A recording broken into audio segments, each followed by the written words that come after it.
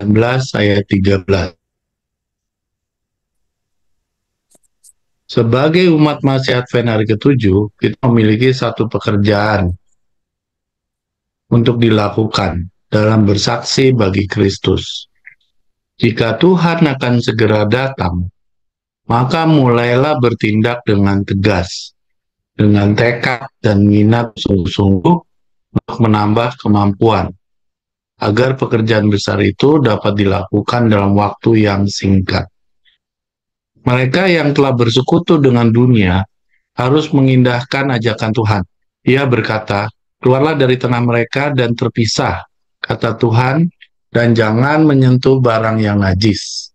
Sinar terang matahari kebenaran harus bersinar ke atasmu, agar kamu bisa diperintah dengan kesuciannya." Akankah kita sekarang mengatakan tidak perlu kemampuan, hanya iman yang kita perlukan? Iman sejati adalah prinsip yang bekerja, dan perbuatan akan tampak sebagai bukti dari adanya iman ini dalam jiwa.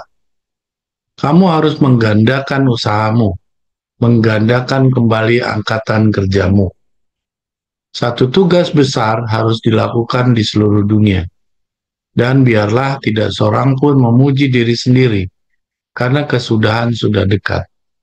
Tidak perlu melakukan usaha khusus untuk membangun berbagai institusi, sebagaimana pekerjaan memintanya. Semua orang harus menjadi para pekerja, tetapi beban tanggung jawab terberat terletak di atas mereka yang memiliki talenta yang paling besar, harta yang paling banyak, kesempatan yang paling luas. Kita akan dibenarkan oleh iman dan dihakimi oleh perbuatan kita. Biarlah setiap jiwa menyangkal diri, mengangkat salib, dan menggunakan jauh lebih sedikit uang untuk memuaskan diri. Agar ada agen-agen hidup dan bekerja dalam semua gereja. Satu iman yang memahami kurang dari ini adalah yang menyangkal karakter Kristen. Iman, Injil adalah yang kuasa dan kasih karunia-Nya berasal dari kekuasaan ilahi. Maka biarlah kita memperlihatkan bahwa Kristus tinggal di dalam kita, dengan berhenti menggunakan uang untuk pakaian dan hal yang tidak perlu. Bila pekerjaan Kristus dilumpuhkan karena menginginkan harta benda, ketika utang-utang dibiarkan tak terbayar pada rumah-rumah pertemuan, dan ketika perbendaharaan kosong, dari buahnya lah engkau mengenal mereka. Tidakkah kita akan mengetahui teladannya, yang demi kita telah menjadi miskin, agar melalui kemiskinannya kita dijadikan kaya? Jurnal Conference Bulletin Triwulan 4 tahun 1896, halaman 765 sampai 768. Ya, kembali lagi kalau dengan judul di atas tadi ada beberapa kalimat yang ditebalkan. Bertindak dengan tegas. Pertama, jika Tuhan akan segera datang, maka mulailah bertindak dengan tegas, dengan tekad dan minat yang sungguh-sungguh untuk menambah kemampuan, agar pekerjaan besar itu dapat dilakukan dalam waktu yang singkat. Seperti yang tadi disampaikan oleh Saudara Rain, ya, kita sekarang ini dalam 40 hari persiapan kita belajar mengenai pembangunan karakter. Ya, karena apa yang sudah kita pelajari bertahun-tahun, mungkin dari keluarga kami yang dari kecil terkait dengan nubuatan, kita semua sudah tahu. Ya, itu bagian dari sejarah yang nanti akan nubuatan meramalkan sejarah yang nanti akan menunjukkan. Ya, semua itu sudah kita pelajari dengan baik. Tapi pembangunan karakter ini, pelajarannya semakin kita pelajari, semakin sulit untuk kita ikuti. Ya, seperti tadi yang disampaikan, kita menghilangkan manusia lama kita dan kembali kepada manusia yang baru. Ya, untuk menyerupai Tuhan Yesus. Ya, dan itu tidak mudah. Di sini dikatakan, keluarlah dari tengah mereka dan terpisah. Ya, kita dituntut untuk keluar dari dunia ini. Terpisah. Ya, bahkan kita pernah belajar bahwa kita juga harus tinggal di desa, jauh dari lingkungan, yang nantinya lingkungan itu akan membuat pembangunan karakter kita menjadi semakin sulit. Jangan menyentuh barang yang najis. Sinar matahari kebenaran harus bersinar ke atasmu, agar kamu bisa diperintah dengan kesuciannya. Itulah sebabnya sinar terang matahari kebenaran tadi, apabila bersinar ke atas kita, maka kita harus meninggalkan barang-barang yang najis, dan kita harus terpisah dari dunia ini. Lalu di sini ada ayat yang bagus, kamu harus menggandakan usahamu, menggandakan kembali angkatan kerjamu. Lalu dikatakan di situ, apakah kita akan mengatakan tidak perlu kemampuan, sementara iman itu sudah pasti yang kita lakukan. Iman itu sendiri adalah belajar, percaya, mengerti, dan berbuat. Nah, berbuatnya itu kita memerlukan kemampuan dari Roh Suci. Ya, karena kalau daging kita saja, hanya lip service saja, hanya kita akan gitu ya. Nanti sesudah itu kita akan kembali lupa. Tanpa ada bantuan Roh Suci itu, tanpa ada kemampuan yang Roh Suci berikan kepada kita tidak akan pernah mampu untuk menjadikan yang namanya manusia lama kita hindari, kita tinggalkan.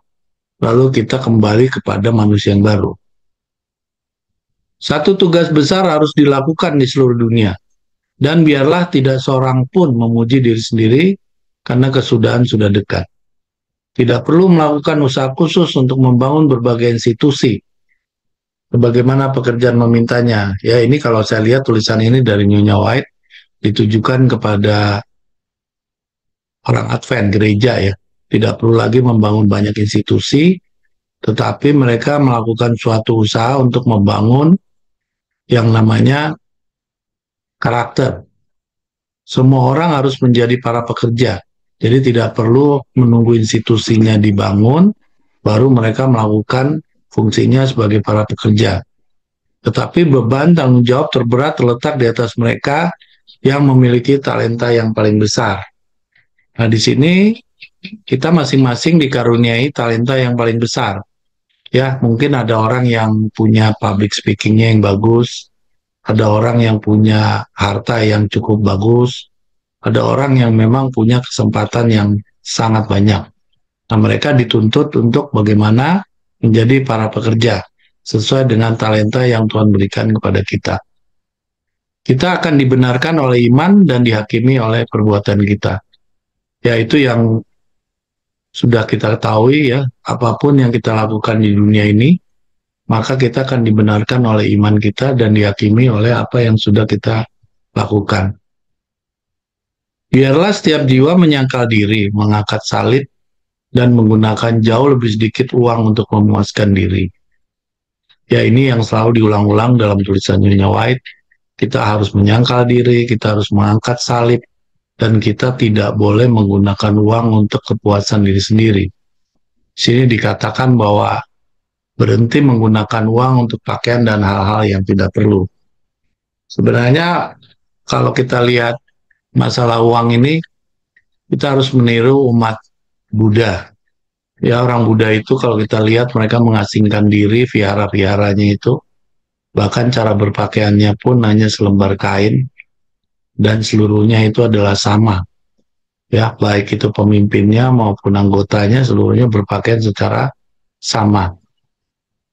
Jadi kalau kita merujuk kepada tulisan ini, ya saya pernah bilang ke saudara Rain ya, apa yang kita pakai ini sudah terlalu mewah. Kalau kita bandingkan kepada umat Buddha. Atau yang kita bisa lihat di kalangan muslim itu yang musafir. Ya, para musafir itu berpakaiannya hampir sama dengan umat Buddha. Tapi di sini intinya adalah bahwa kita sebagai umat dalam 40 hari ini harus belajar menyangkal diri, mengangkat salib, dan menggunakan jauh lebih sedikit uang untuk memuaskan diri. Ini yang menjadi renungan buat kita semua, ya, bahwa kita memang dikaruniai oleh talenta-talenta, di mana ada beberapa talenta tadi yang dituntut oleh Tuhan untuk bisa dipergunakan untuk keseluruhannya, untuk menjadikan hidup kita menjadi garis depan ya untuk kerajaan itu. Ya, semoga tulisan ini mengimbau kita semua, khususnya bisa menyangkal diri, mengangkat salib, dan kembali kepada apa yang diajarkan oleh seluruh tulisan Nyonya White kepada kita, membangun karakter. Semoga kita semua bisa mengikutinya. Terima kasih.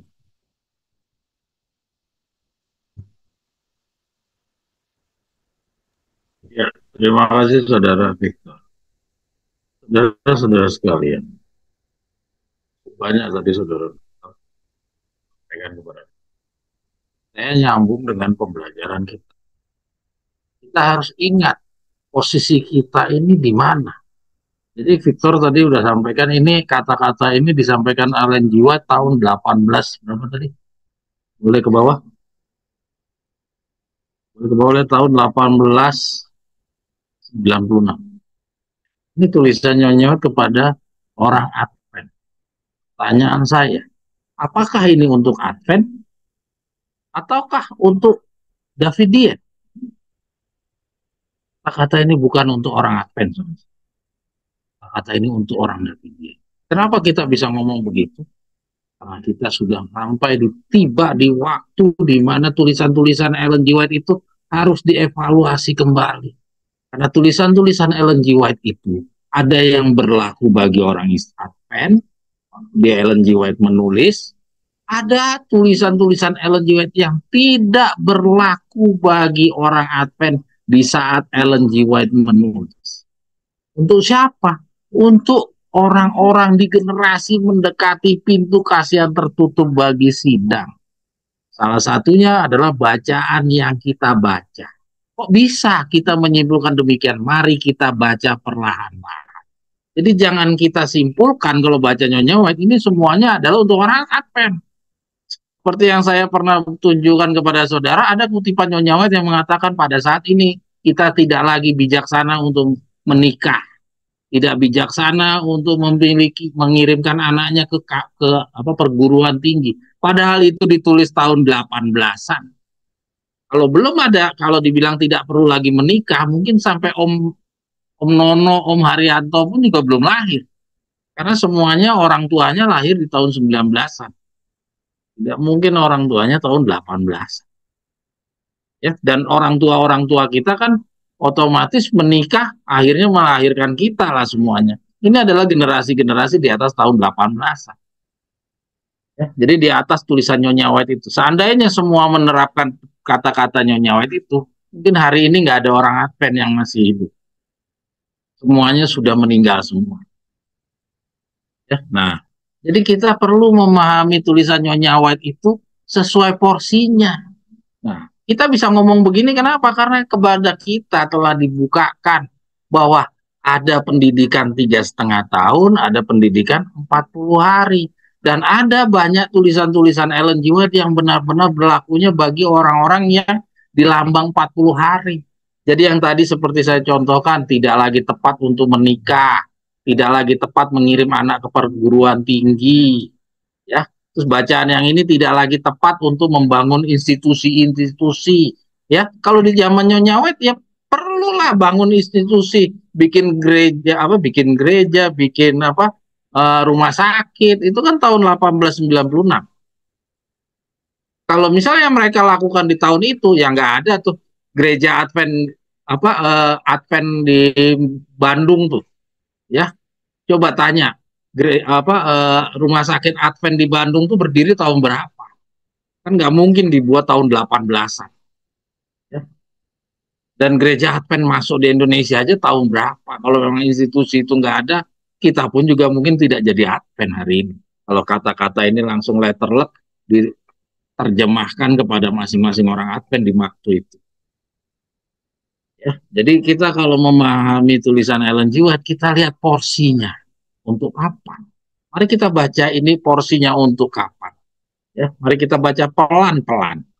Ya, kita ulangi lagi yang tadi dijelaskan oleh Victor. Kita coba cepat kita ikut. Ya, kita coba lihat ini. Sebagai umat Masehi Advent hari ke-7, kita memiliki satu pekerjaan untuk dilakukan dalam bersaksi bagi Kristus. Jika Tuhan akan segera datang, nah ini aja pembukaannya udah kelihatan. Ada pembedanya. Jadi jelas kata-kata ini untuk orang yang hidupnya mendekati saat Tuhan sudah mau datang. Kita harus ingat, Ellen G. White tidak pernah bicara tentang kedatangan yang tiba-tiba ke Ka'bahnya karena dia nggak ngerti. Ya, kalaupun juga Nyonya White bicara, itu harus diinterpretasikan oleh Victor Huta karena dia memang nggak mempunyai pemahaman tentang kedatangan yang tiba-tiba ke Ka'bahnya itu. Karena itu memang pembagian tugasnya, porsinya Victor Huta. Ya, jadi walaupun dia bilang di sini Tuhan akan datang segera, kita harus paham ini dimaksudkan kepada kedatangan yang tiba-tiba. Kita lanjut. Maka mulailah bertindak dengan tegas. Jadi umat Allah ini khususnya untuk orang yang sudah hidup mendekati kedatangannya Yesus, ya, yaitu jelas-jelas kepada kita, maka kita disuruh mulai bertindak lebih tegas. Lebih tegas dari apa? Dari saat dahulu-dahulu. Kalau bicara lebih itu harus ada pembanding, ya. Kalau ini lebih kurang, wah artinya satunya lebih banyak. Itu selalu harus ada pembanding, ya. Jadi kalau dibilang bertindak dengan tegas, mulailah. Jadi artinya sebelumnya itu kurang tegas. Sekarang lebih tegas. Atau yang sebelumnya sudah tegas, yang sekarang ditambahkan ekstra tegas. Ya, kembali lagi. Kita sesuai contoh. Murid-murid Yesus, waktu dididik sama Yesus 3,5 tahun, siapa bilang kurang tegas? Sudah sangat tegas. Ya, mereka sudah keluar dari rumahnya, sudah berhenti dari pekerjaannya, itu kurang tegas apa? Mereka sudah tidak lagi tinggal di lingkungan hidupnya mereka, ya. Mereka sudah sama sekali tidak memperhatikan dirinya. Matius yang tadinya pemungut cukai berhenti dari pekerjaannya. Kurang tegas apa yang begitu? Tapi ternyata waktu sampai dicuci kaki, semuanya masih mementingkan diri. Makanya Yesus perlu tambah lagi pendidikan 40 hari untuk menghilangkan keinginan-keinginan, kepentingan-kepentingan diri sendiri di dalam diri murid-murid Yesus. Ya, ya. Jadi artinya ini sudah tegas, tapi perlu lagi ditambah ketegasan. Nah, itulah contohnya dari murid-murid Yesus. Seperti itulah kepada kita juga.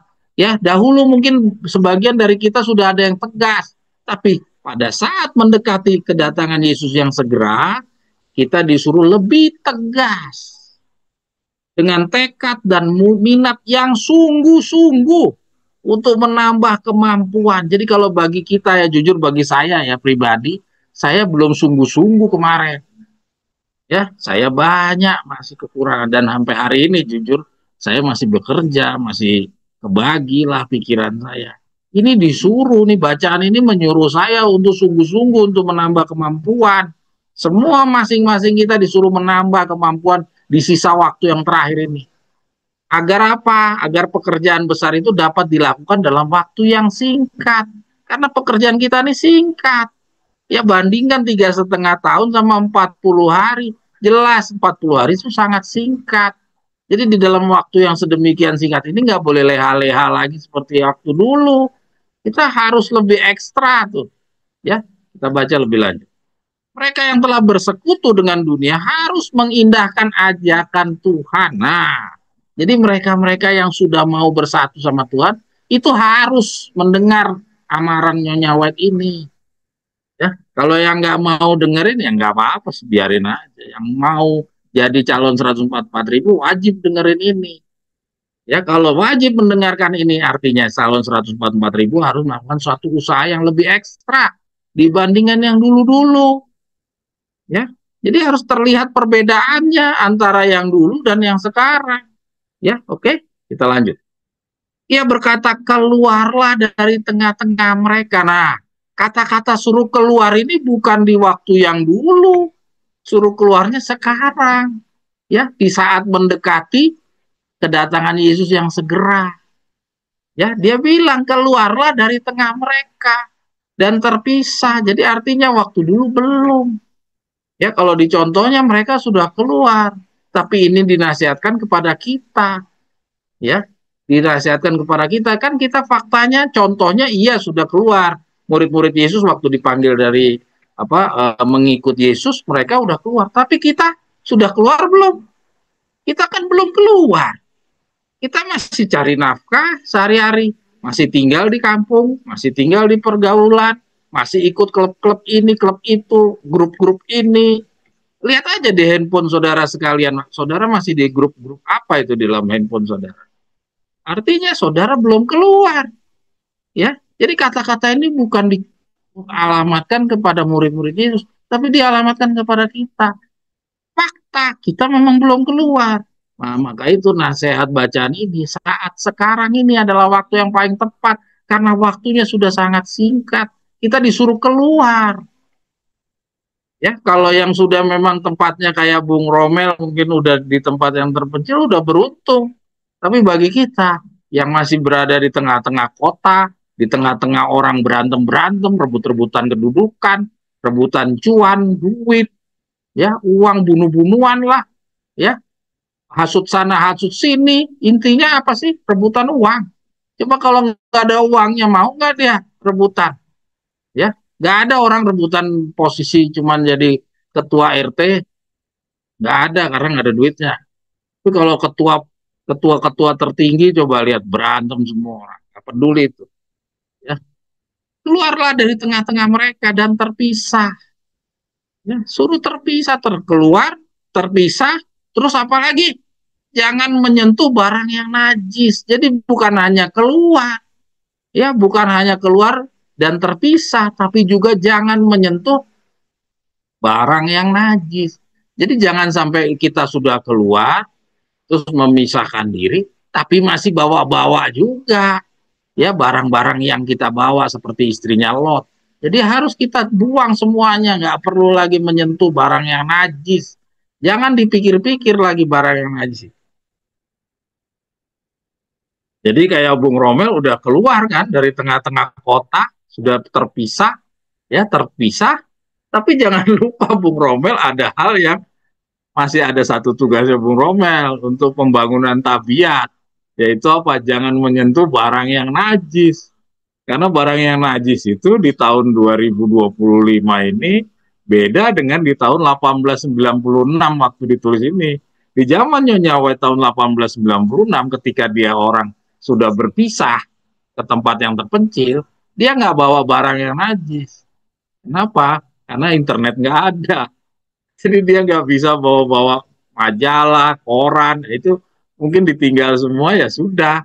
Dia tinggal di tempat yang terpencil ya sudah, dia tidak bisa bersentuhan dengan segala hal. Dia terisolasi dari segala kemungkinan pengaruh-pengaruh itu. Tapi bagi kita yang hidup di dalam teknologi sudah demikian maju, di atas gunung, di tengah laut pun juga kita masih bisa, ya, kita masih bisa dapat segala macam hal-hal, ya, pengaruh-pengaruh kontaminasi kebobrokan di tengah-tengah kota pun masih bisa kita bawa. Ya, nah di sini dinasihatkan jangan menyentuh barang yang najis. Wow, lengkap sekali nasihatnya Nyonya White ini. Ya, jadi kita disuruh benar-benar memisahkan diri. Ya, seperti kayak apa yang tadi Victor kasih contoh, ya orang Buddha, ya Shaolin itu, ya itu sudah menutup diri dari semua informasi sampai koran-koran, berita-berita, tutup internet, ya teroris itu kalau lagi mau cuci otak anggotanya itu dia tutup semuanya informasi. Kira-kira seperti itu. Sinar terang matahari kebenaran harus bersinar ke atasmu. Nah, jadi kalau selama ini kamu tutup-tutupi sinarnya, sekarang kamu harus buka. Kalau kamu mau mengindahkan ajakan Tuhan, ya. Paragraf ini bilang untuk yang mau mengindahkan ajakan Tuhan, tapi yang enggak ya biarin aja. Lanjut. Agar kamu bisa diperintah dengan kesuciannya. Tuh, jadi Tuhan bisa kasih perintah kalau kamu mau menerima. Kalau bagi yang menolak, membatas-batasi, ya kemarin minggu yang lalu kita belajar soal rendah hati, kalau orang yang tinggi hati kan dia pilah-pilah, mau yang ini aja lah. Tadi bacaan ini nggak cocok sama saya nggak mau baca. Nah, kalau yang nggak mau baca begitu, artinya dia tidak bisa diperintah sama kesuciannya. Kita lanjut. Akankah kita sekarang mengatakan tidak perlu kemampuan? Nah, ada yang masih ngomong tidak perlu kemampuan di dalam sisa 40 tahun ini, 40 hari ini, apa cukup dengan kayak kemarin saja? Bacaan ini mengingatkan kita perlu menambah kemampuan. Hanya iman yang kita perlukan. Iman sejati adalah prinsip yang bekerja dan perbuatan akan tampak sebagai bukti dari adanya iman ini dalam jiwa. Kamu harus menggandakan usahamu, menggandakan kembali angkatan kerja. Iman kita memang apa? Iman kita perlukan. Hanya iman yang kita perlukan. Memang benar iman yang kita perlukan. Iman sejati adalah prinsip yang bekerja dan perbuatan akan tampak sebagai bukti. Iman plus perbuatan benar. Tapi di dalam bacaan ini dikasih tahu bahwa kita harus menggandakan usaha. Jadi untuk pembangunan iman itu harus digandakan lagi. Iman kan belajar mengerti percaya, ya, dan berbuat. Ini harus digandakan usaha, menggandakan kembali angkatan kerjamu. Jadi bukan hanya kita individu-individu, tapi satu kelompok angkatan kerja yang calon 144.000 ini semuanya juga sama. Ya. Semua harus membangun menggandakan usaha. Ya, terus kita baca terus. Satu tugas besar harus dilakukan di seluruh dunia. Nah, ini ada tugas besar yang harus dilakukan. Ya. Dan biarlah tidak seorang pun memuji dirinya sendiri karena kesudahan sudah dekat. Nah, lihat. Jadi ini Nyonya White ngingetin nih. Ini masalah nih bagi orang-orang yang mendekati kelepasan 144.000. Yaitu biarlah tidak seorang pun memuji dirinya sendiri. Artinya di dalam kelompok orang-orang yang mengindahkan yang dinasihati Nyonya White ini, kita masih punya dosa-dosa aja, dosa-dosa memuji diri sendiri. Ini harus kita tinggalkan. Kita harus benar-benar berjuang. Ya, ini yang namanya penyangkalan diri yang tadi Victor katakan. Ya, jadi adalah PR-PR kita semua. Jujur ini masalah semua bagi orang-orang banyak yang masih membutuhkan untuk dihargai, dihormati, ya. Padahal di lambang kita yang paling terakhir ini kita harus siap untuk dimiskinkan, dihina. Nanti kita akan baca lebih lanjut, ya. Jadi jangan lagi kita haus untuk dapat pujian, karena kita siap nanti harus seperti Yesus, yaitu terhina. Karena nanti kalau saudara atau kita semua tidak siap untuk direndahkan, keinginan kita terus saja untuk mendapatkan pujian, orang ini nanti akan menjadi penghalang, ya, karena kita nggak mau menjadi orang yang direndahkan. Ya, contoh waktu seseorang anak kaya yang datang kepada Yesus disuruh jual hartanya, dia nggak mau jual hartanya. Kenapa? Karena harga diri. Bagaimana orang punya uang terus tiba-tiba suruh jual semuanya, nanti dia pakai apa hidup? Dia bagaimana di mata orang? Kan bagaimana wibawanya dia? Itu. Ya. Jadi jangan anggap masalah harga diri itu masalah yang sederhana, itu akan jadi pengganjal. Kita terus. Tidak perlu melakukan usaha untuk membangun berbagai institusi sebagai pekerjaan memintanya. Jadi pekerjaan itu karena berkembang anggota gereja Advent tambah banyak, ya, katanya Nyonya White di masa waktu nanti kutipan ini berlaku, nggak perlu lagi tuh bangun-bangun. Kayak sekarang di teman-teman kita yang di Waco Texas lagi bangun tuh, lagi baru beli tanah kalau nggak salah, dengar dari ceritanya Maria, baru beli tanah, dia lagi mau bangun panti jompo atau apa. Ini bacaan ini memperlihatkan di waktu yang sudah sedemikian mepet, itu nggak perlu lagi kita bangun-bangun institusi. Saya nggak tahu dasarnya mereka tuh membangun kemana. Bacaan ini mungkin nggak kepikiran sama mereka.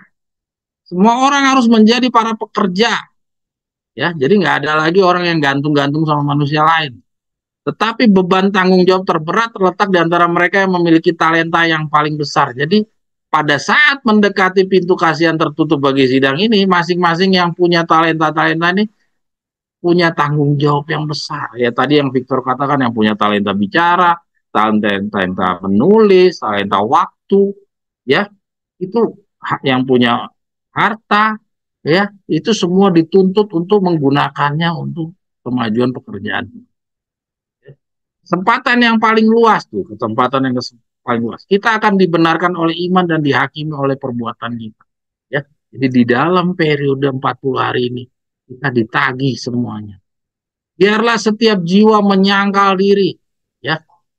Jadi kita harus menyangkal diri nih. Kalau kemarin kita kurang, sekarang harus menyangkal diri.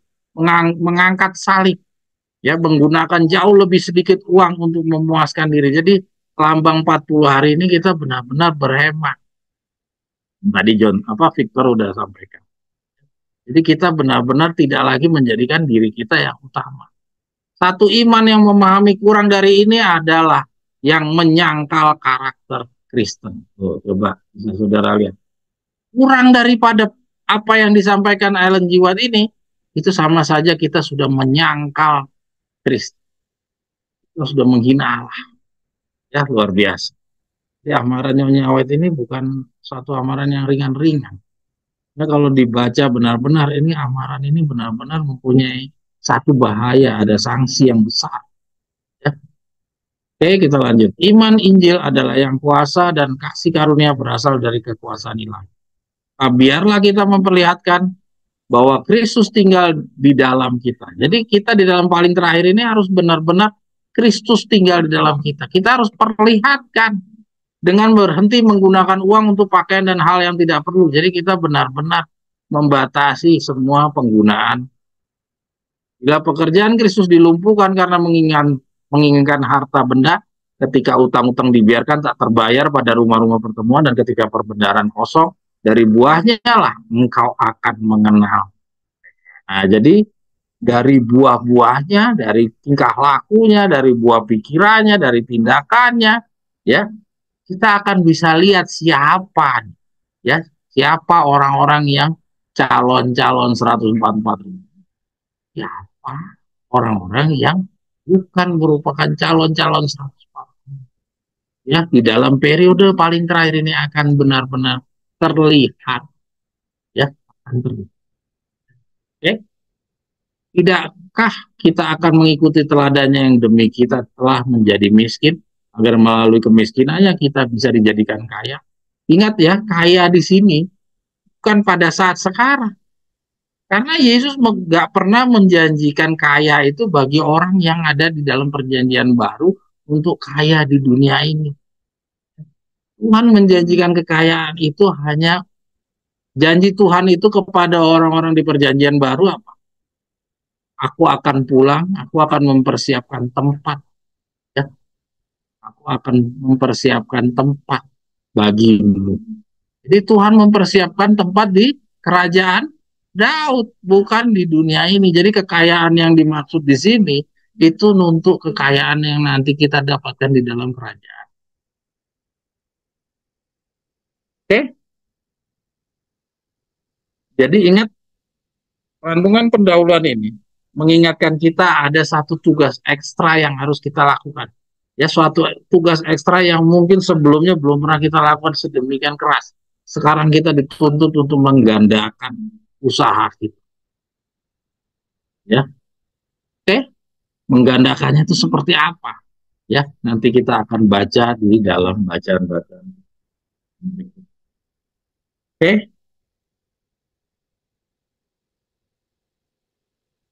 Ada yang mau komentar sebelum kita lanjut? Saudara-saudara sekalian, fokus saya pada pembelajaran sahabat ini adalah bicara tentang khawatir. Kenapa ini fokus tentang khawatir ini penting? Karena tadi kita udah baca, kita disuruh hemat, segala macam. Apa? Kenapa kita disuruh hemat? Kenapa kita disuruh menyangkal diri? Kenapa kita disuruh mengangkat salib? Kenapa? Kenapa? Nah, kita akan menghadapi sebuah perbedaan pengalaman ya, jalanan rohani kita. Kita harus menyangkal diri. Nah, kalau kita nggak menyangkal diri, kita masih mencintai diri kita, masih mencintai kebiasaan-kebiasaan kita, ya. Kita mencintai kehidupan kita masih mencintai pergaulan kita. Itu nggak mungkin bisa jadi umat Allah. Karena semuanya itu harus ditinggalkan. Terus kita harus mengangkat salib. Apa? Karena kita harus siap ya memikul sebuah penderitaan. Kita nanti akan hadapi sebuah penderitaan. Hanya saya mau mengajak saudara bicara tentang khawatir. Nah, perjalanan kita nanti tidak perjalanan yang kemarin-kemarin. Perjalanan kita ini adalah penyelesaian bagi pekerjaan sidang Laodikia. Yang kita sudah pahami selama ini adalah apa? Yang akan kita hadapi adalah sebuah kesusahan. Kesusahan Yakub. Ya. Kesusahan Yakub ini katanya kesusahan yang mengerikan. Yang belum pernah terpikirkan sesuatu bangsa. Belum pernah ada dan belum pernah terpikirkan sesuatu bangsa. Ini adalah kesusahan. Ya. Tapi kalau kesusahan yang seperti ini, kita sudah tahu bahwa semuanya akan dimenangkan. Lalu kesusahan yang bagaimana yang sebenarnya yang kan? Jadi kita ajari kesempatan.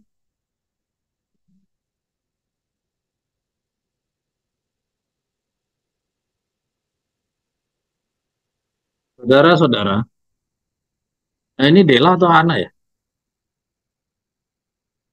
Ya, Del, boleh kita kembali dulu ke 2 minggu yang lalu? Pelajaran 2 minggu yang lalu, kita coba refresh sedikit.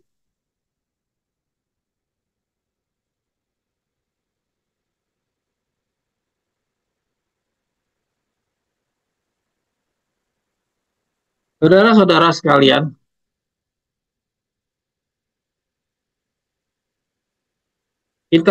pembelajaran kita sekarang sedang berbicara tentang bagaimana menjadi Kristen yang sejati. Kita udah beberapa minggu ini, kita fokus bicara tentang Kristen yang sejati. Ini saya coba mengajak saudara untuk mundur dulu ke 2 minggu yang lalu. Karena apa yang kita mau pelajari ke depan ini masih dalam rangka kita membahas tentang Kristen yang sejati. Dalam Kristen yang sejati ini, bagaimana untuk menjadi sejati? Dari yang tidak sejati menjadi sejati. Artinya yang tadinya hanya Kristen-Kristen biasa, itu Kristen yang masih mempunyai dua Tuhan, Kristen yang masih mencintai dirinya sendiri, itu harus berubah menjadi Kristen yang sejati. Inilah yang sedang kita perjuangkan. Ini 2 minggu yang lalu kita coba lihat di dalam renungan pendahuluan. Di dalam renungan pendahuluan, kita lihat di sini, saudara-saudara, mudah-mudahan saudara buka-buka lagi ya. Saudara-saudara kalau setelah Zoom, jangan hanya berhenti, saudara harus baca kembali. Karena ada semuanya ini, saudara bisa mendapatkan pemahaman yang luas. Kita lihat di sini. Yang pertama adalah kesucian teman rendah hati. Ya, saudara lihat di sini.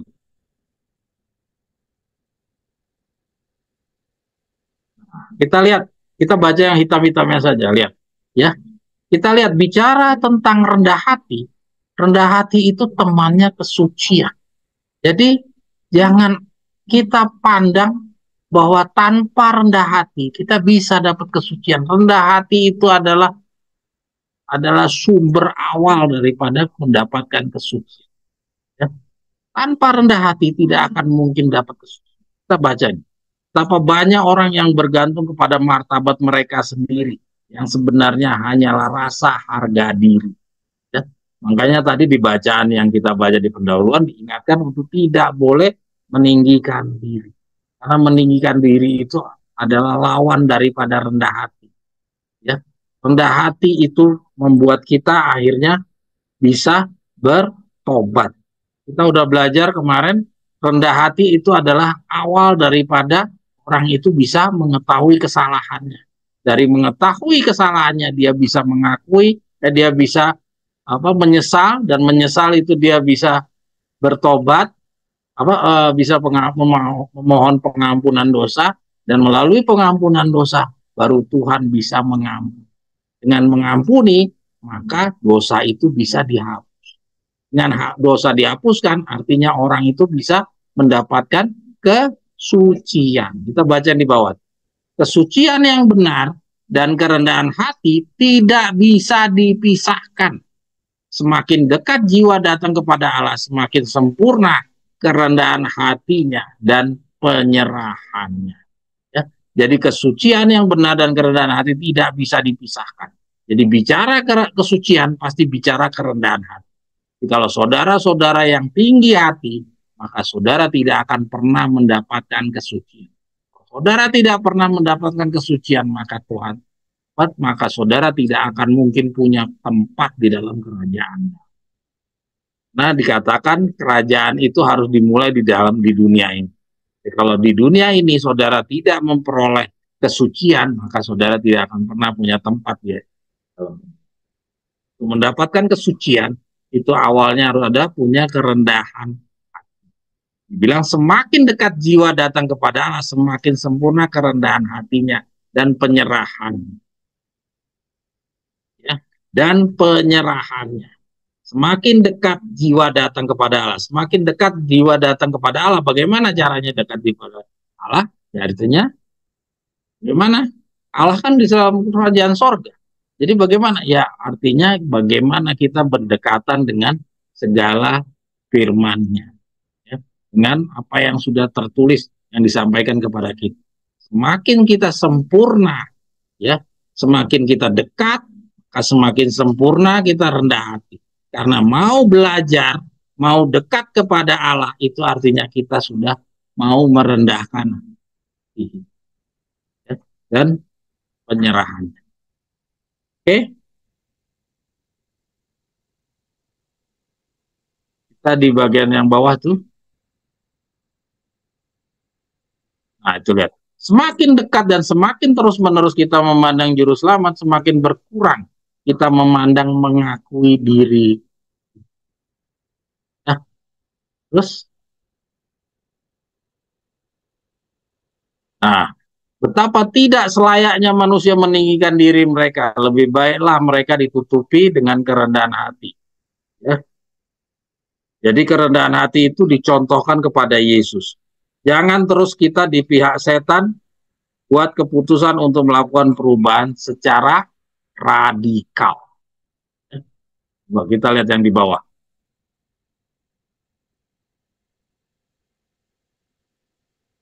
Boleh digeser, ya? Wah, baca terus.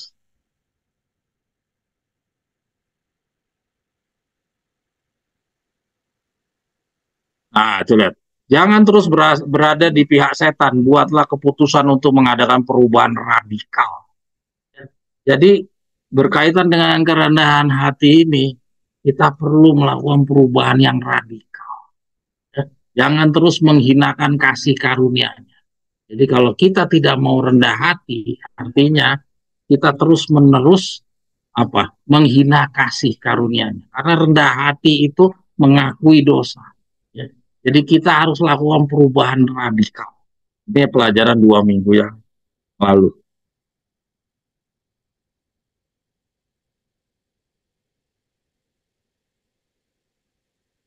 Oke, kita langsung ke yang keempat deh lah. 2 minggu yang lalu,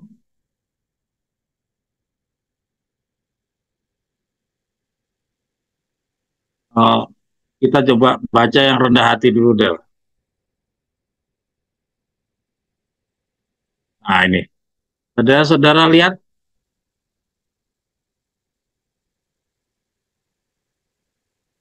Nah, di bacaan ini nanti saudara bisa dapatkan bahwa bahayanya tidak rendah hati atau tinggi hati itu artinya apa? Orang yang tinggi hati itu berjalan dengan caranya sendiri. Jalan dengan caranya sendiri artinya dia menutup teguran atau amaran bila tidak sesuai dengan dirinya. Ya, Roh suci tidak dapat mengendalikan dirinya. Ini bacaan nanti saudara bisa dapatkan. Itu bacaan kita 2 minggu yang lalu. Nah, dosa melawan roh suci di sini dijelaskan. Dosa melawan roh suci adalah dosa karena penolakan terus-menerus kepada undangan bertobat. Ya. Jadi kalau saudara, boleh digeser ke bawah deh.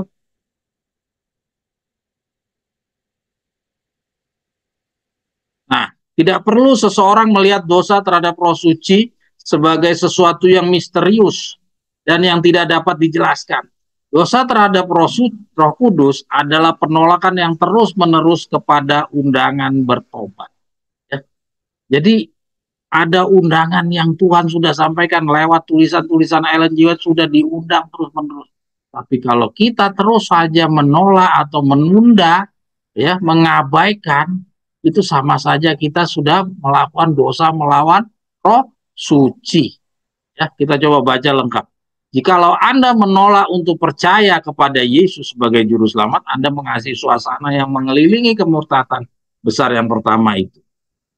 Ya, artinya Anda mengasihi. Ya, kalau kita menolak itu sama saja kita mengasihi suasana yang mengelilingi kemurtatan yang pertama itu.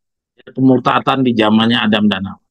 Anda memilih suasana ini lebih dari suasana yang mengelilingi Bapa dan Anak, dan membiarkan Anda melakukan pilihanmu. Tetapi janganlah seorang pun tawar hati oleh hal ini.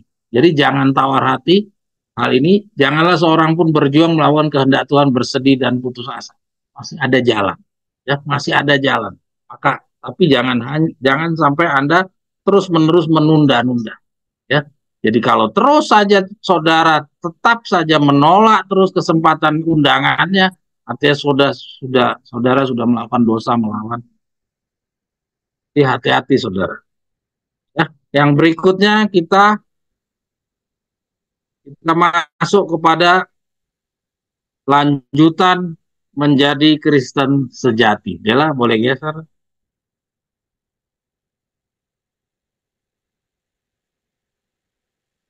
Boleh geser lagi?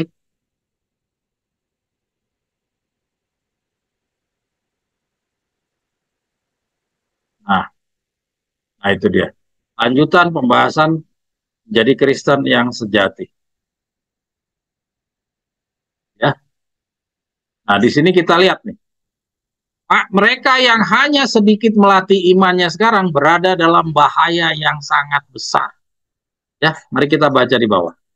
Mereka yang hanya sedikit melatih imannya sekarang. Jadi iman kita ini harus dilatih. Ya, iman itu harus dilatih. Ya, belajar, mengerti, percaya, dan berbuat. Jadi perbuatan kita ini harus dilatih. Berada dalam bahaya yang sangat besar. Jadi kalau kita nggak pernah melatih perbuatan kita kurang ngasah, ya, tidak membiasakan diri, maka akan berada di dalam kondisi yang berbahaya. Ya. Berbahaya karena apa? Untuk jatuh ke bawah kuasa penipuan setan. Penipuan setan apa? Ya, penipuan setan apa? Yaitu penipuan setan untuk menganggap bahwa itu tidak akan pernah terjadi, ancaman-ancaman di Alkitab itu hanya untuk menakut-nakuti, tidak akan pernah terjadi. Jadi apa yang ditunjukkan Nyonya White di Victor Utep itu tidak akan pernah terjadi. Ya, jadi kalau kita tidak membiasakan diri melaksanakan perintah Tuhan, nanti kita akan mudah sekali jatuh di dalam penipuan. Kenapa? Karena kecenderungan kita itu manusia selalu untuk apa? Mau menghindari kesusahan, maunya jalan yang enak-enak aja. Ya, setiap manusia itu mau yang mudah-mudah saja. Mau masuk kerajaan sorga dengan mudah, mau masuk kerajaan Daud dengan mudah, nggak mau yang susah-susah. Jadi kalau kita tidak melatih diri, ya, tidak mematuhi semua petunjuk Nyonya White, maka kita akan mudah sekali jatuh di dalam kuasa penipuan. Ya. Dan pemaksaan hati nurani. Dan walaupun mereka tahan terhadap ujian itu, mereka akan terjerumus ke dalam kesusahan dan penderitaan yang lebih dalam pada waktu kesesatan itu. Ya, jadi kalau kita nggak melatih diri, ya, melaksanakan perintah Tuhan, misalnya Tuhan udah menyuruh kamu pindah ke tempat yang terpencil, kita nggak lakukan. Ya, kita tetap saja itu suruh tinggalkan pergaulan, suruh tinggalkan berhubungan dengan ini, dengan itu, ya, meninggalkan kebiasaan-kebiasaan kita juga tidak mau lakukan, ya, katanya nanti kita akan mudah jatuh di dalam penipuan. Ya, kita lanjut. Sebab mereka tidak membiasakan diri percaya kepada Allah. Pelajaran-pelajaran iman yang telah mereka lalaikan terpaksa mereka harus pelajari di bawah tekanan keputusasaan yang hebat. Masih untung kalau masih dikasih kesempatan. Ya. Kita berharap saja masih ada kesempatan kepada kita, walaupun kita harus jalani di dalam tekanan keputusasaan yang hebat. Masing-masing kita akan menghadapi hal yang seperti ini. Ya, maka itu kenapa saya ajak saudara untuk bicara melanjutkan pembedahan tentang Kristen yang sejati, khususnya bicara tentang khawatir. Karena yang kita mau tegaskan adalah di sini. Nah, kita akan menghadapi tekanan-tekanan keputusasaan. Kita akan lanjutkan kepada bahasan mengenai yang fokusnya tentang khawatir. Terus, kalau kita membiarkan pikiran kita disibukkan oleh penarikan-penarikan dunia ini, mungkin Tuhan akan memberikan waktu bagi kita untuk membuang dari kita berhala-berhala emas, rumah, dan tanah-tanah yang subur. Ya, jadi kalau kita nggak membiasakan diri dengan kehidupan yang sederhana, membatasi tadi penggunaan uang untuk membeli baju, segala macam tadi yang penggunaan, segala macam penggunaan, kita nggak membiasakan diri untuk berhemat, maka kita akan menghadapinya di dalam, apa ini dia bilang, kita terpaksa mereka harus pelajari di bawah tekanan keputusasaan yang hebat. Bisa bayangkan itu jikalau kita membiarkan pikiran kita disibukkan oleh penarikan-penarikan duniawi, mungkin Tuhan akan memberikan waktu bagi kita untuk membuang dari kita berhala-berhala emas, rumah, dan tanah-tanah yang subur. Ini 2 minggu yang lalu kita bahas. Ya, jadi kita dimungkinkan untuk diambil semuanya. Baca yang bawah lagi. Semua yang memiliki iman sejati akan diuji dan dicobai.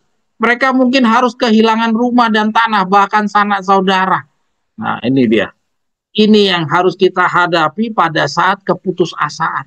Karena kita nggak melatih diri dari jauh-jauh hari. Kita sudah menggunakan uang lah segala macam. Kita belum sepenuhnya melaksanakan firman-firman Tuhan. Ya, kalau Tuhan masih memberikan kita kesempatan juga, kita terima kasih. Tapi cara Tuhan memberikan kesempatan kita untuk jalan terus adalah dengan ini.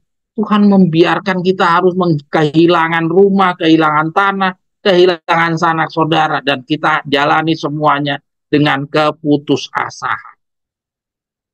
Ini adalah pendidikan 40 hari kita. Kita akan jalani ini. Ini bukan di dalam kesusahan Yakub. Ini sebelum kesusahan Yakub. Karena kesusahan Yakub itu cuma singkat, cuma 3 hari. Bagaimana contohnya Yesus cuma 3 hari.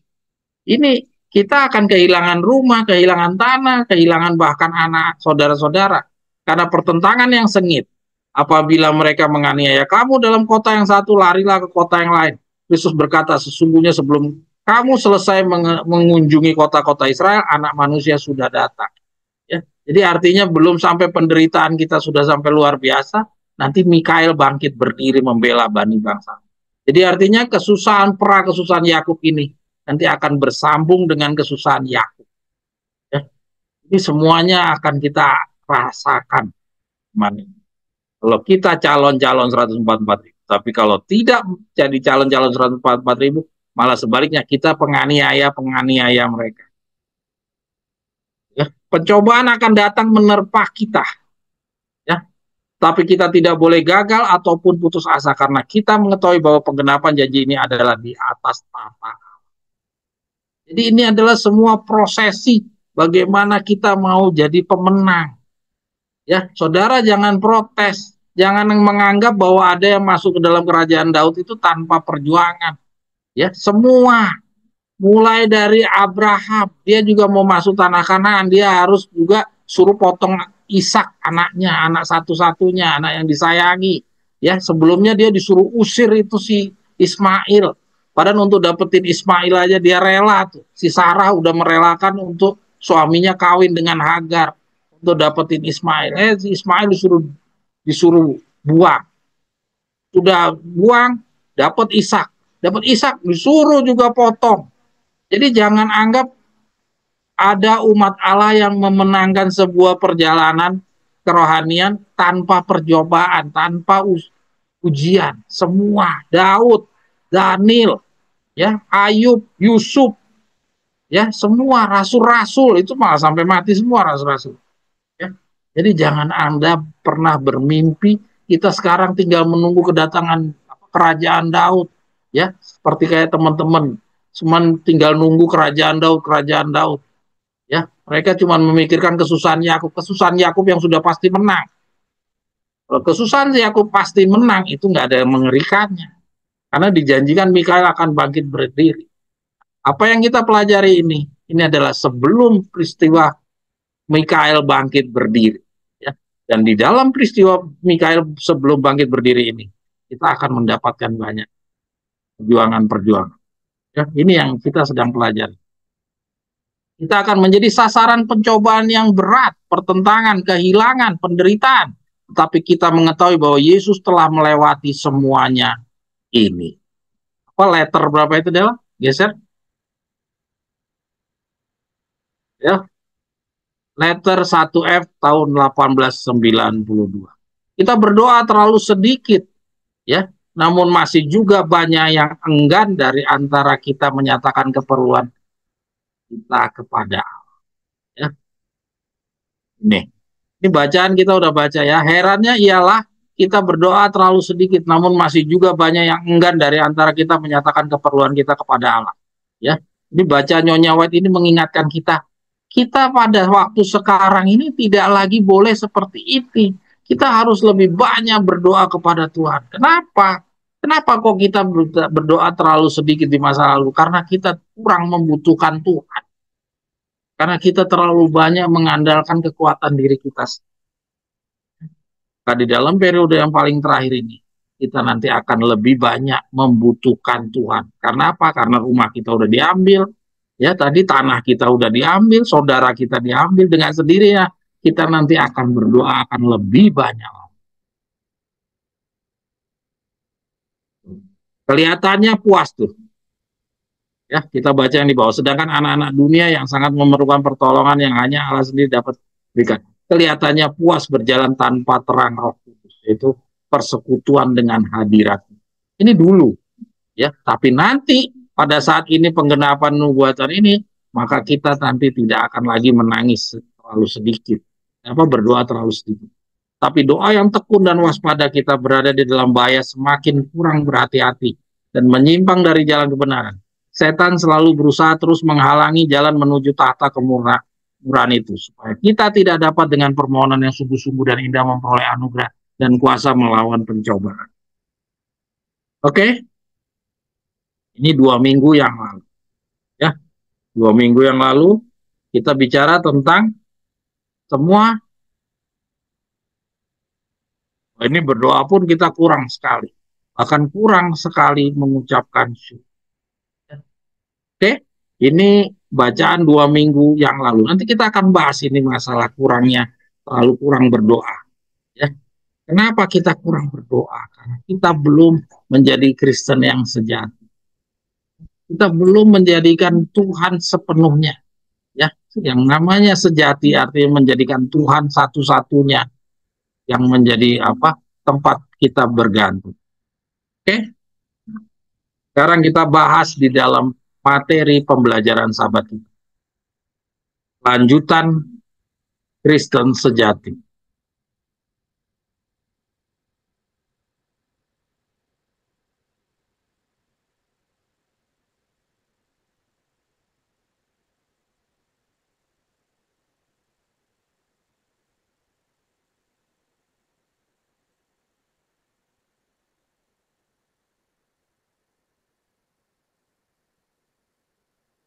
Ya. Kemudian 1 jam 50, jam 15 menit kita selesai, ya.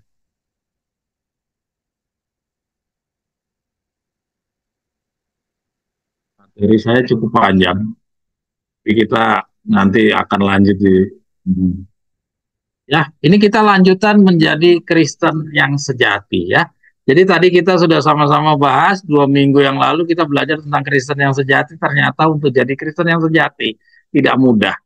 Ya, ada ujian-ujian, ada percobaan-cobaan yang berat. Tanya kalau kita nggak melatih diri, ya, dengan menurut, maka semuanya harus dilaksanakan dengan tepat, dengan tekanan yang keras tadi. Kita baca, ya, kita akan jalaninya semua dengan tekanan. Artinya kita akan menghadapi dengan penuh kesusahan. Ya,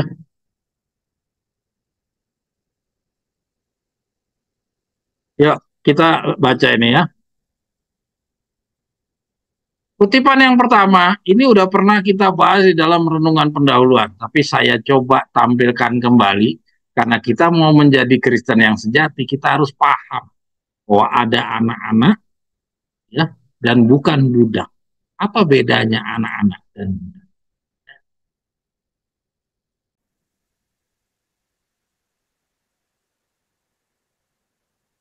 Mari kita baca.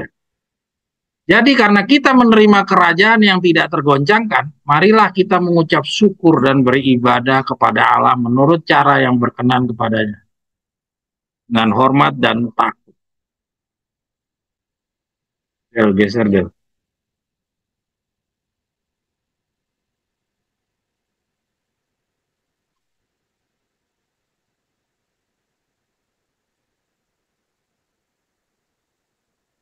Nah, ini kita coba ya. Putih ya.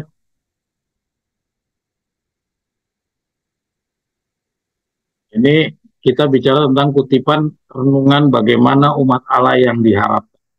Kita harus menjadi anak-anak, bukan budak. Apa itu anak-anak? Apa itu yang budak? Nah, di sini kita lihat. Banyak orang yang mengaku pengikut Kristus, tetapi tidak pelaku firman-Nya. Nah, ini dijelaskan tentang perbedaannya antara anak dan budak. Ya, banyak orang mengaku pengikut Kristus, tapi tidak melakukan firman-Nya.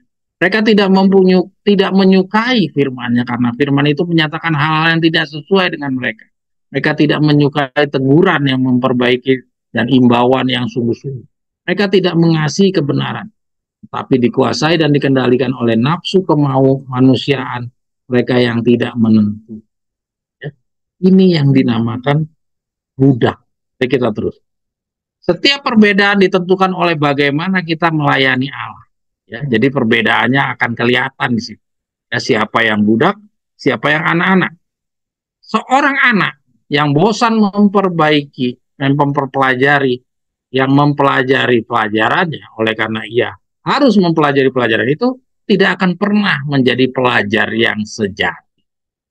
Ini contohkan bagaimana seorang pelajar yang sejati.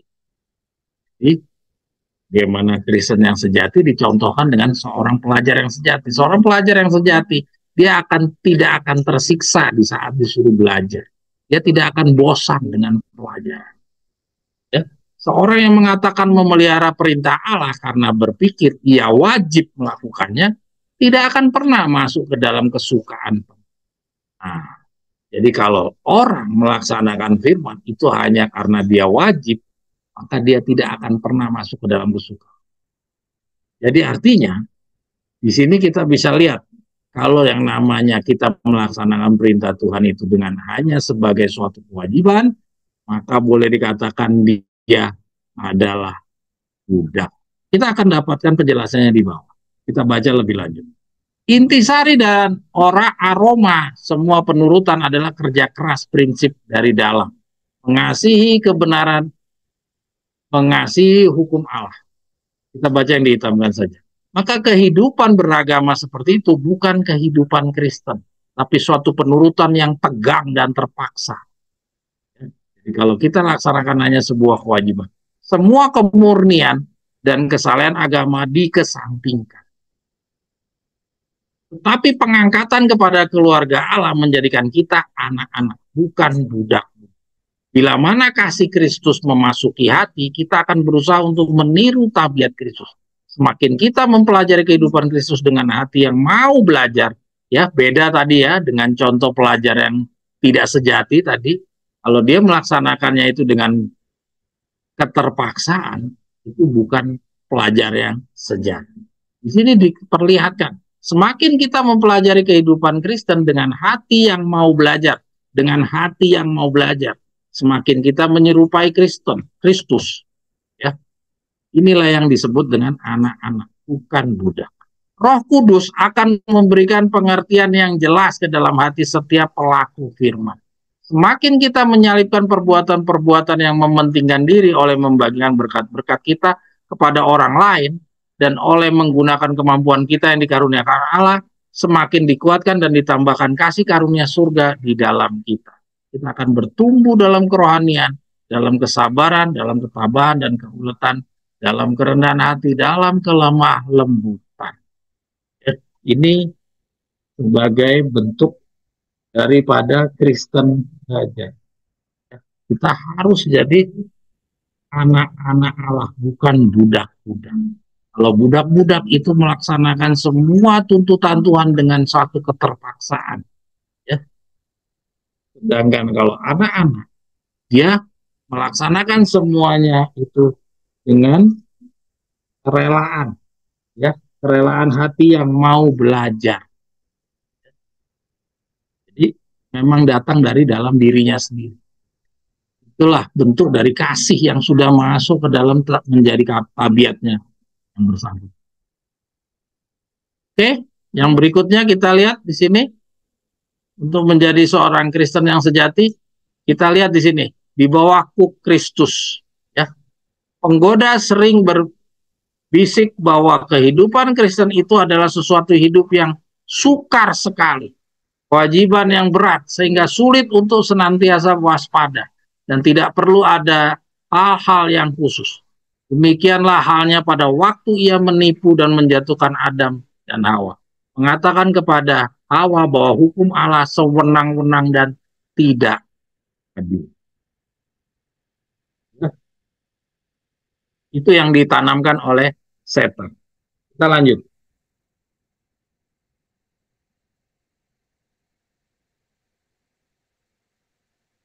Mereka yang menggantungkan kepada hikmatnya dan mengikuti jalan-jalannya sendiri akan mengeluh dalam setiap langkahnya, sebab beban yang ditimpakan oleh mementingkan diri sendiri ke atas mereka begitu berat dan kuknya begitu menyakitkan.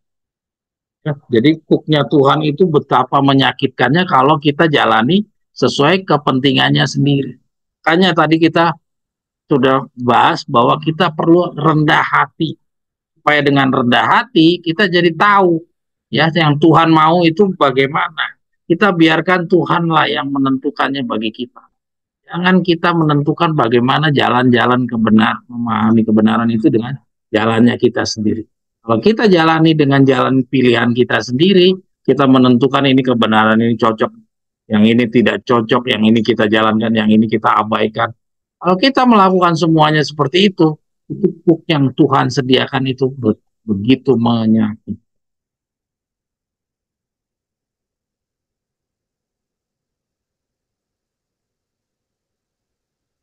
Nah ini, kita lanjut deh lah.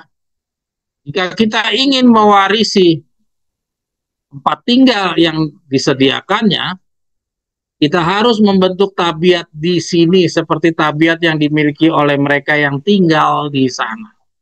Ya, ini sama seperti tadi yang sebelum kita memulai pembelajaran, saya sudah sampaikan bahwa yang akan kita bawa mewarisi kerajaan surga adalah tabiat kita.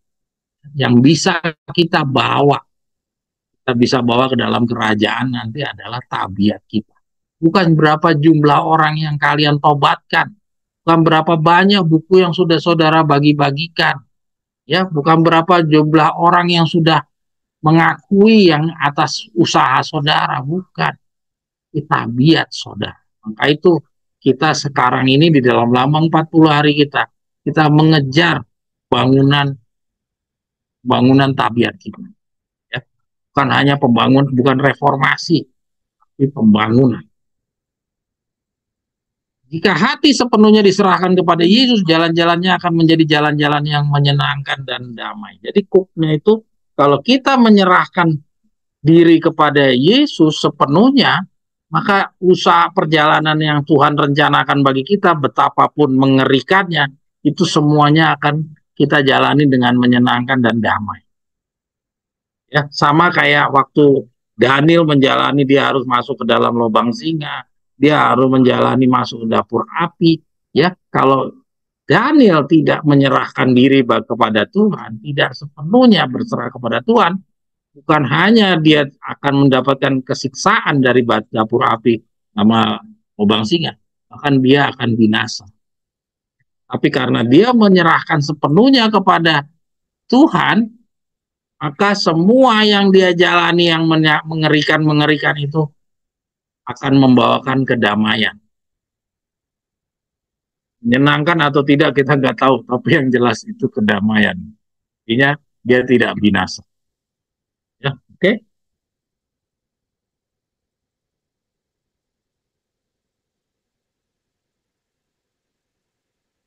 Kita nggak usah baca ya, yang di bawah kita baca yang hitamnya saja. Oleh orang Kristen sejati menunjukkan kasihnya bagi Allah dan bagi sesamanya. Ia mungkin kehilangan nyawanya dalam pelayanan, tetapi ketika Kristus datang untuk menghimpun mutiara-mutiaranya kepadanya sendiri, ia akan memperoleh nyawanya itu kembali. Ini janji yang Tuhan sudah janjikan kepada orang Kristen sejati. Jadi kalau dia pun juga nanti misalkan dia harus binasa, ya, dia akan dibangkitkan di dalam kebangkitan istimewa. Ya, dia akan kembali lagi, akan dihimpunkan sebagai mutiara-mutiara pada Yesus. Dia akan memperoleh kembali nyawanya. Ini janjinya, ya, menjadi seorang Kristen saja. Ya. Artinya, ini Kristen sejati yang disebutkan di sini bukan Kristen sejati yang 144.000. Ini adalah Kristen sejati yang pra kesusahan Yakub. Artinya nanti di dalam kesusahan Yakub ini, sebelum kesusahan Yakub ada yang kalah. Ada yang mungkin tidak sampai memenangkan kesusahan yang harus dijalani. Ada mungkin yang harus menghadapi diambil mati. Ya, tapi diambil mati ini bukan karena dia melanggar hukum, tapi karena mungkin penilaian-penilaian Tuhan menilai bahwa ia tidak mampu menghadapi kesusahan. Saudara dan saudariku, jangan gunakan banyak sekali waktu dan uang untuk diri sendiri demi penampilan. Mereka yang melakukan hal ini terpaksa meninggalkan banyak perkara tidak selesai yang seharusnya menyenangkan orang lain. Menyampaikan kilasan yang hangat kepada semangat yang letih. Nasihat Allah untuk masa kini halaman 62. Ya, saudara sekalian, lihat ini orang Kristen sejati yang disebutkan di sini, bukan orang Kristen yang setengah-setengah. Janji yang Tuhan berikan ini adalah untuk Kristen sejati, maka kita berjuang untuk bagaimana bisa menjadi Kristen yang sejati. Lanjut. Nah, ini ada kekuatan untuk hari ini, ya.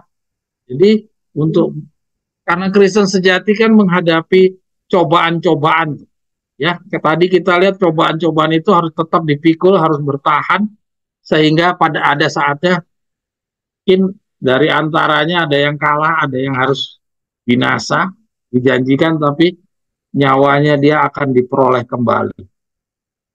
Ini ada satu hiburan tentang kekuatan untuk hari ini. Kita baca. Kita baca yang dihitamkan saja.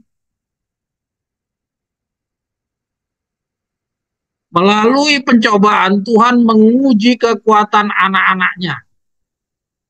Apakah hatinya kuat menanggung? Apakah kata hati kosong dari pelanggaran? Apakah roh bersama dengan roh kita bersaksi bahwa kita adalah anak-anak Allah? Ini Tuhan pastikan dengan mencobai kita. Jadi Tuhan perlu melakukan pencobaan kepada kita. Ya, jadi kalau kita mau masuk kerajaan Daud tanpa ada ujian-ujian itu salah besar. Bacaan-bacaan ini sudah memperlihatkan kepada kita, Kristen sejati itu harus melalui satu cobaan-cobaan.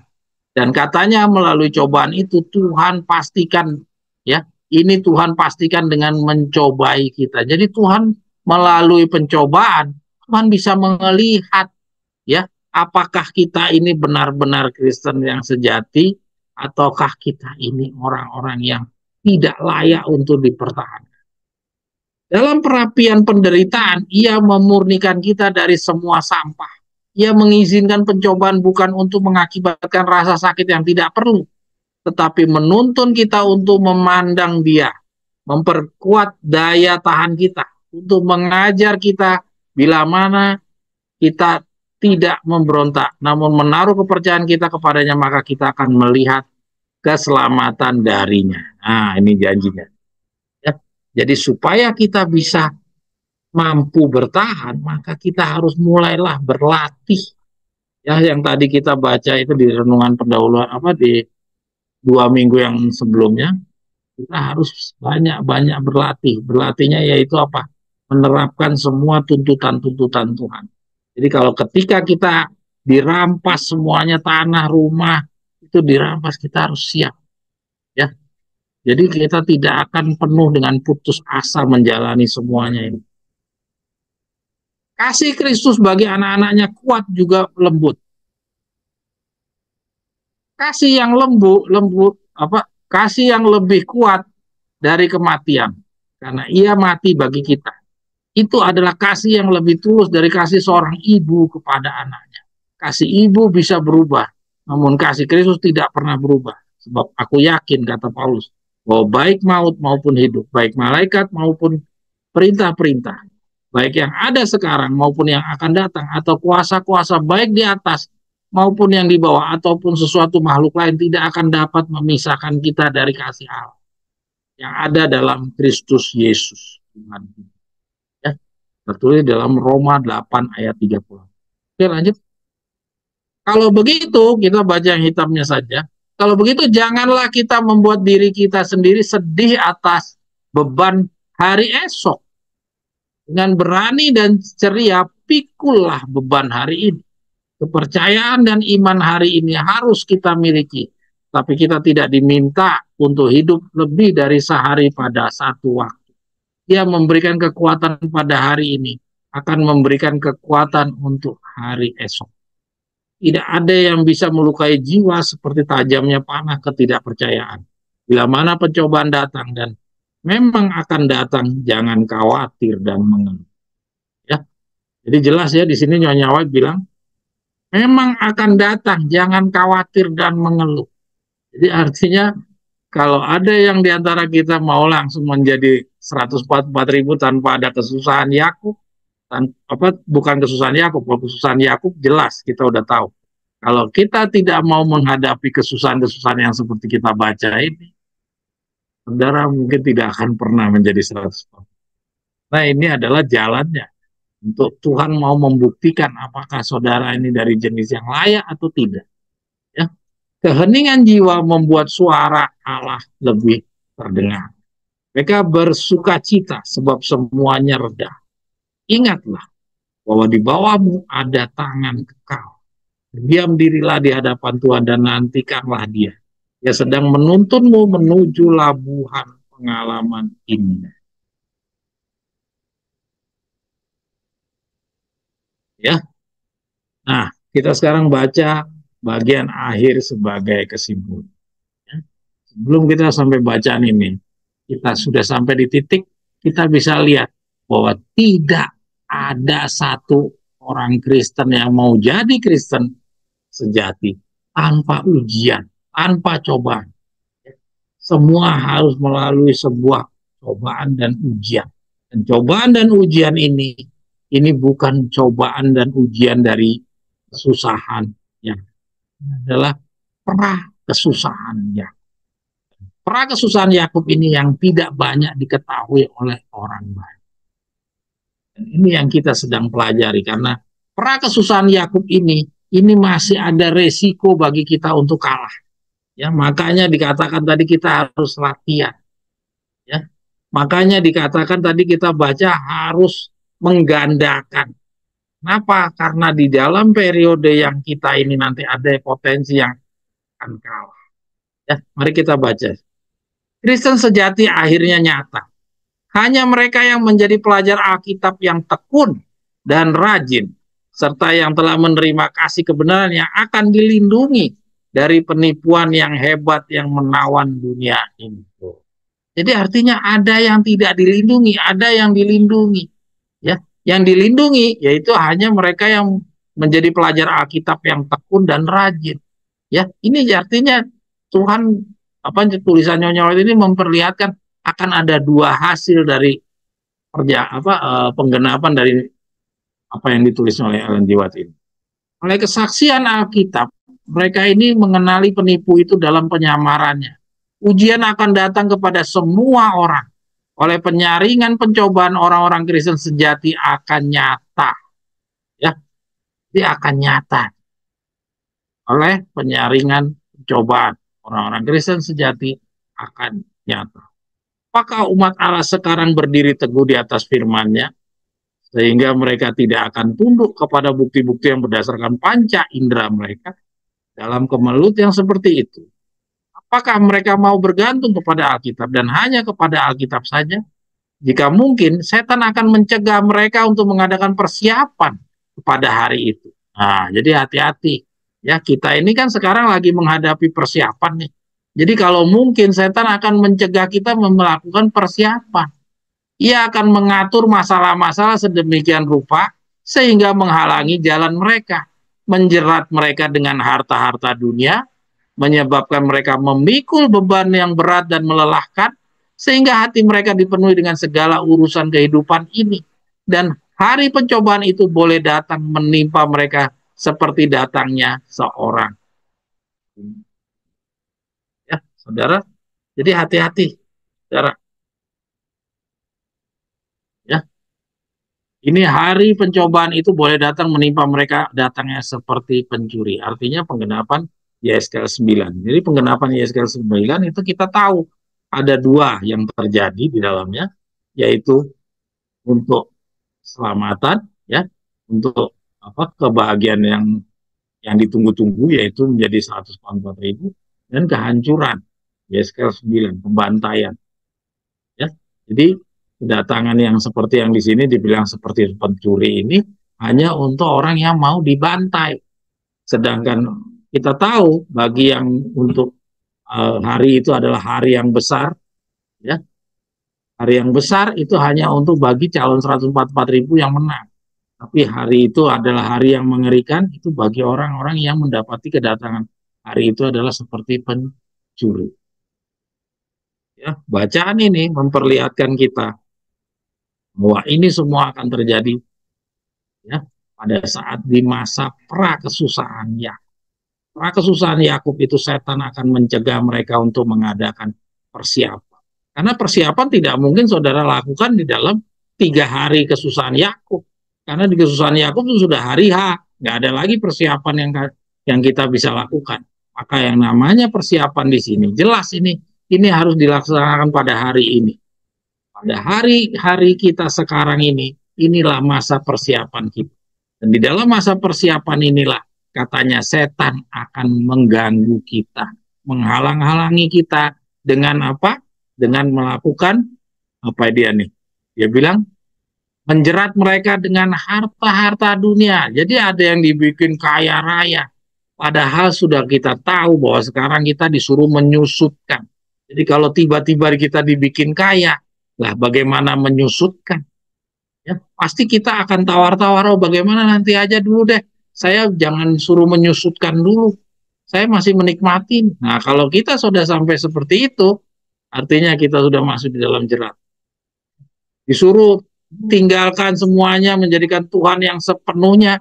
Tapi ketika kita mendapatkan harta-harta dunia, bisnis-bisnis lancar, ini semua adalah jerat yang setan persiapan. Tidak akan mungkin Tuhan berseberangan dengan perintahnya. Ya, perintahnya jelas di keimamatan disuruh apa? Kita secara perlahan-lahan menyusut sampai sepenuhnya hanya Tuhan saja yang kita perhatikan. Kok di satu sisi kita dikasih bisnis berhasil, sampai harta kekayaan dunia kita dapat, itu bukan dari Tuhan. Tidak mungkin Tuhan memberikan satu hal yang bertentangan dengan rencananya yang besar. Apalagi itu rencana yang besar, yaitu 144.000. Ya, menyebabkan mereka memikul beban yang berat dan melelahkan, sehingga hati mereka dipenuhi dengan segala urusan kehidupan ini. Dan hari pencobaan itu boleh datang menimpa mereka seperti datangnya seorang pencuri. Ya, mari kita lanjut dari catatan dari pembelajaran kita tentang Kristen sejati. Yang pertama, kita lihat. Bacaan ini memberitahukan sisa waktu 40 hari akan dilalui calon 144.000 dengan menghadapi penyaringan pencobaan. Ya, saya beri pemahaman kepada saudara dulu bahwa sisa waktu 40 hari akan dilalui calon-calon 144.000. Ya, yang kita bicara di sini adalah calon 144.000. Yang calon-calon binasa tidak kita bicarakan. Karena calon-calon binasa tidak pernah masuk di dalam lambang sisa 40 hari. Ya, sebagaimana contoh-contohnya Yesus dahulu, ya, yang masuk di dalam kelas 40 hari hanya mereka-mereka yang benar-benar akan menang. Jadi orang-orang yang tidak menang, dia masuk tetap di dalam lambang 3,5 tahun. Ya, kita tidak bicara tentang ketepatan waktu, tapi kita bicara tentang kelas. Jadi ada kelas orang-orang yang sampai hari ini masih di dalam kelompok yang 3,5 tahun. Walaupun kita tahunnya sama sampai hari ini, ya, tapi kalau lihat dari buah-buahnya, pengertiannya mereka, oh ternyata mereka hanya seorang siswa 3,5 tahun. Dia tidak berkembang. Ya, jadi bacaan yang kita barusan bicara ini adalah hanya untuk calon-calon 144.000. Ya, kita baca kembali. Bacaan ini memberitahukan sisa waktu 40 hari akan dilalui oleh calon 144.000 dengan menghadapi penyaringan pencobaan. Kesemuanya ini adalah perjalanan dari Kristen kita sekarang ini yang masih memiliki dua Tuhan menuju kepada Kristen yang sejati. Ini jadi proses nih. Pendidikan 40 hari itu adalah proses dari Kristen kita yang sekarang, yaitu yang memilih dua Tuhan, ya, menuju kepada Kristen yang sejati. Ya. Kristen yang sejati adalah Kristen yang sepenuhnya hanya kepada Tuhan. Diperlukan suatu perubahan yang radikal atau ekstrim, sehingga tidak ada seorang pun dari siswa persiapan 40 hari yang tidak akan mengalami pencobaan tersebut. Ya, itu bacaan-bacaan tadi sudah banyak kita lihat. Ternyata pendidikan 40 hari itu, pendidikan menjadi Kristen sejati, ya harus lewati pencobaan. Satu-satunya sandaran untuk dapat berdiri teguh adalah berdiri di atas firman-Nya. Tidak tunduk kepada panca indera atau perasaan. Ini hasil dari bacaan kita. Yang berikutnya, bacaan ini mempertegas bahwa hanya Kristen sejati saja, yaitu yang sepenuh hati yang akan terpilih menyandang tugas pekerjaan Roh Suci ujian akhir. Jadi hanya orang Kristen sejati. Yang setengah-setengah, yang punya dua Tuhan, nggak bisa. Cobaan yang disebutkan ini bukanlah kesusahan Yakub, karena dikatakan hasil dari cobaan-cobaan dalam masa persiapan ini adalah untuk pembentukan Kristen yang sejati. Ya, kita udah baca ya. Jadi ini bukan kesusahan Yakub. Artinya dari antara orang-orang yang menghadapi penyaringan cobaan ini akan ada juga yang gugur, dan tentunya dapat disimpulkan mereka yang gugur adalah Kristen yang tidak sejati atau Kristen-Kristen yang praktek beragamanya hanya setengah-setengah karena tidak mau ada pengorbanan diri. Ya, jadi di dalam kesusahan Yakub ini ada yang jatuh. Tadi kita juga lihat ada juga yang diambil mati. Ya, tapi di sini saya tidak masuk. Ya, karena tidak ada pengorbanan diri. Dipengaruhi setan dengan masih memiliki sayang terhadap jerat harta duniawi, atau tersita pikirannya atas memikul beban yang berat dan melelahkan, ya, sehingga hati mereka dipenuhi dengan segala urusan kehidupan, ya, itu yang tadi kita baca di bagian akhir. Hal seperti ini jelas tidak merupakan tantangan di dalam kesusahan Yakub, karena hal demikian tidak lagi akan berpengaruh kepada mereka. Jadi jelas apa yang kita bahas ini bukan di dalam masa kesusahan Yakub. Karena di dalam kesusahan Yakub tidak akan mungkin ada yang jatuh. Tidak akan ada yang mungkin bisa dipengaruhi oleh setan dengan kekayaan, dengan beban-beban berat. Ya, jadi jelas itu semua terjadi di dalam pra-kesusahan Yakub. Cobaan-cobaan sebagai ujian oleh Tuhan dibiarkan adalah dalam rangka menghasilkan Kristen sejati. Oke? Ya, lanjut dah. Kristen sejati telah melewati pembenaran oleh iman, dan ia tentunya karena telah menjalani Pendidikan 40 hari maka tidak akan lagi mudah terkena oleh angin-angin pengajaran. Yang artinya ia telah menyelesaikan hukum upacara dan hukum moral. Jadi artinya orang-orang yang begini tidak ada lagi tuh kemungkinan dipengaruhi oleh angin-angin pengajaran. Ya, hanya karena lemah lembut yang datang atau bicaranya manis-manis. Itu tidak bisa mempengaruhi orang-orang yang berkarakter Kristen sejati. Ya, oke. Okay? Kristen sejati adalah orang-orang yang berhasil mengalahkan dua hal, yaitu apa? Tahan terhadap cobaan, yang kita udah baca tadi ya, proses perubahan radikal ekstrim dari manusia lama yang punya dua Tuhan, ya. Terus yang kedua, dia juga telah mengalahkan kepentingan diri sendiri, kesombongan, keinginan mendapatkan pujian, karena hanya melalui rendah hati yang membuat orang mengakui dosa dan akhirnya ada pertobatan yang berujung kepada diampuninya. Jadi orang-orang ini, ya, orang-orang yang tahan terhadap ujian dan orang-orang yang rendah hati. Orang-orang rendah hati. Kenapa orang-orang rendah hati? Karena orang rendah hati ini tidak sombong. Orang rendah hati tidak tinggi hati. Kalau orang rendah hati tidak tinggi hati, artinya dia tidak menggunakan cara-cara berpikirnya sendiri. Dia tidak menganggap dirinya memahami, ya, sehingga dia mau dikoreksi. Dan dia mau dikoreksi, artinya dia mau untuk mengakui kesalahan-kesalahannya. Seperti yang kita sudah pernah pelajari soal Raja Daud, ya, mau dikoreksi oleh Nabi Nathan, ya, mau dikoreksi oleh Abigail, ya, walaupun dia seorang raja. Ya, kira-kira gambaran Kristen sejati adalah seperti ini. Oke, kita sudah dapatkan pelajaran tentang Kristen sejati. Lanjut, Dela.